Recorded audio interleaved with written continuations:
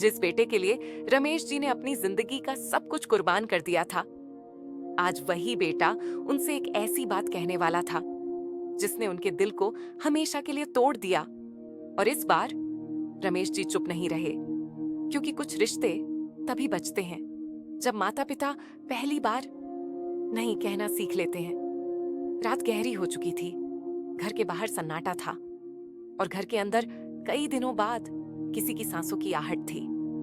वो छोटी सी बच्ची सावित्री जी के पास जमीन पर चुपचाप सो रही थी। सावित्री जी बार बार उसके चेहरे को देख रही थीं, जैसे उस मासूम चेहरे में उन्हें अपनी खोई हुई खुशियां फिर से दिखाई दे रही हों। रमेश जी खिड़की के पास खड़े थे। हवा में हल्की ठंडक थी, लेकिन उनके मन में अजीब सी बेचैनी। उन्होंने धीमी आवाज में कहा, माँ बाप बनने के लिए खून का रिश्ता जरूरी नहीं होता। सावित्री जी ने उनकी तरफ देखा। कई सालों बाद उनकी आंखों में वो अपनापन लौटा था जो बच्चों के जाने के बाद कहीं खो गया था। सुबह हुई, बच्ची की आंख खुली। उसने डरते डरते इधर उधर देखा, फिर धीरे से पूछा, ये घर मेरा है क्या? सावित्री जी की आंखें भर आईं।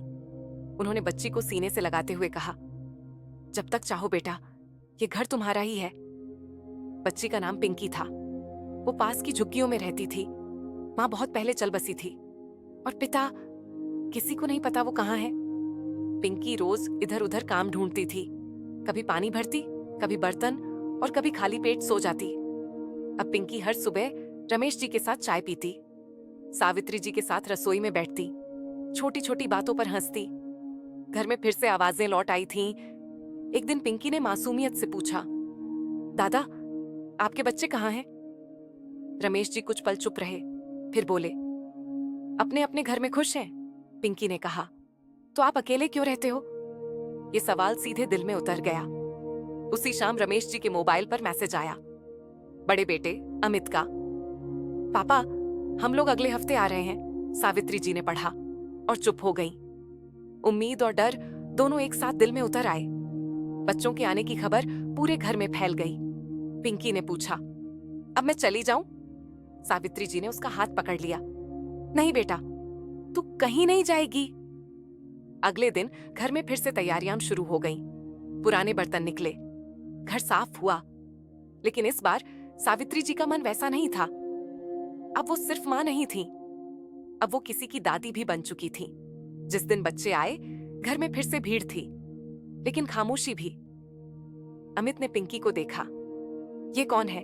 सावित्री जी ने सीधे जवाब दिया, ये हमारी बच्ची है। घर में सन्नाटा छा गया। बहू ने धीरे से कहा, अब यहां और भी लोग रहने लगे? रमेश जी ने पहली बार आवाज ऊंची की। जब तुम छोटे थे तो ये घर छोटा नहीं लगता था, आज एक बच्ची के लिए कम पड़ रहा है। पिंकी डर के मारे पीछे हट गई। सावित्री जी ने उसे सीने से लगा लिया। डर मत बेटा। रात को रमेश जी और सावित्री जी छत पर बैठे थे। रमेश जी ने कहा, शायद हमने बहुत देर कर दी, लेकिन अब अगर खुशियां लौटी हैं तो उन्हें जाने नहीं देंगे। सावित्री जी ने आसमान की तरफ देखा। भगवान जो देता है वो वापस नहीं लेता। नीचे पिंकी शांति से सो रही थी। उसके चेहरे पर सुकून था और उसी सुकून में इस घर की नई कहानी लिखी जा रही थी। लेकिन सवाल अभी बाकी थे। क्या बच्चे इस सच्चाई को स्वीकार करेंगे? क्या ये घर फिर से खुशियों का घर बन पाएगा, या रिश्तों की कड़वाहट सब कुछ तोड़ देगी?